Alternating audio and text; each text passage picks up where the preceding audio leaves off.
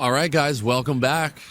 This is episode 5 of season 2 of the Hold the Standard podcast. And in this episode, we're talking to my former mentor in the gym owner world, Andy Petranek. It's a very special episode to me.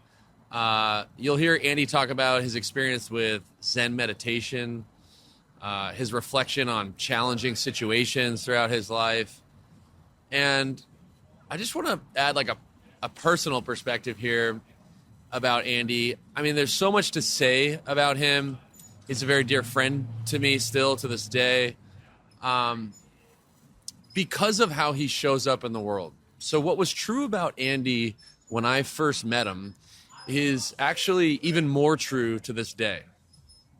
He's one of these people who is a true explorer.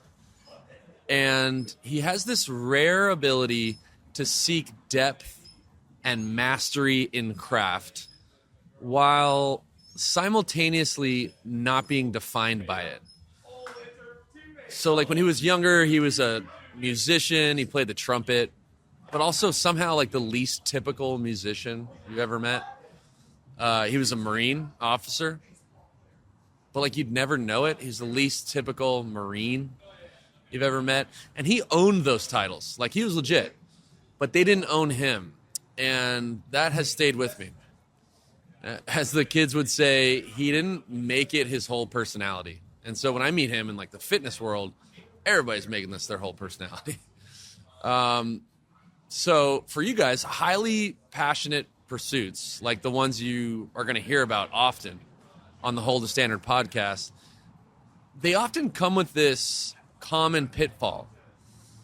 And if you think about it, like going deep almost always comes with a trade-off.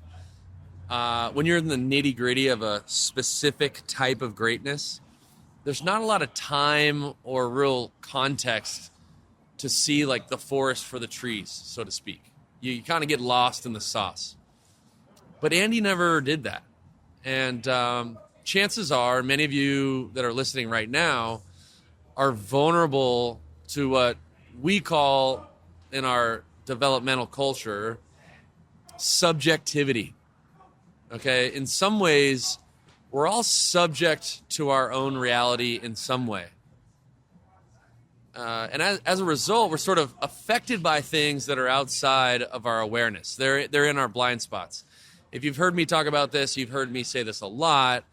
The David Foster Wallace commencement speech, which is called "This is Water," probably illustrates what I'm about to say as best as anything I've ever seen. And what we're talking about is the subject-object shift. There are these two young fish swimming along, and they happen to meet an older fish swimming the other way, who nods at them and says, "Morning, boys, how's the water?" And the two young fish swim on for a bit, and then eventually one of them looks over at the other and goes, "What the hell is water?" Don't get me wrong. There is so much good in being great at, being a musician or being a Marine, being an athlete, being a business owner, all these things that Andy was. But what I'm here to say is what's better is to also know what you're swimming in. So the more that you can make your reality objective, you can make that shift from what is subject to you, make it objective, the more you can bring into your awareness. And this is going to be a massive key in having greater agency over your reality, which sort of sounds a lot like leadership.